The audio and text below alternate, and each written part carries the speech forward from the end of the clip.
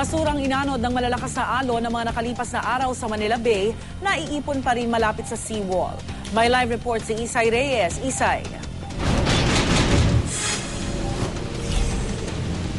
Rhea, pabugso-bugso pa rin ng ulan dito sa Maynila pero di na gaanong malakas ang hangin.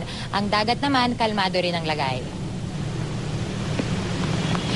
Hindi pa man nagpapakita ang araw kung ikukumpara sa mga nakaraang araw, maituturing na mas maganda na ang lagay ng panahon dito sa parte ng Manila Bay sa Roxas Boulevard.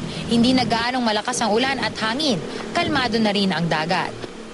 Pero habang nag-iikot kami kagabi, bumagsak rin ng matinding buhos ng ulan dito katulad sa ibang bahagi ng Metro Manila. Hindi na binaha itong Roxas Boulevard katulad ng isang linggo.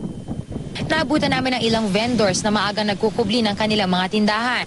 Ayon kay Ismael Taib, matagal-tagal daw silang nahinto sa pagtitinda dahil sa sama ng panahon. Kaya't habang hindi gaano maulan, agaran silang pumwesto dito para naman makabawi. Mga isang linggo po kasi yung bagyo kasi na dumating tapos bumaha. Ito, kaya hindi kami nakapagtinda. Ng isang linggo. Ngayon kami nagbukas ulit. Bakit po kahit na umuulan-ulan pa, nagbukas na kayo? Para na maaga umita kasi may mga tinda pa kami mga payong. Okay lang po yung ulan, kaya lang pag sinasabayan po ng hangin, hindi kami makapagtinda ng maayos. Pag ganitong kalmado ang dagat, nakita rin ang mga naipon na basura sa tabi, malapit sa seawall.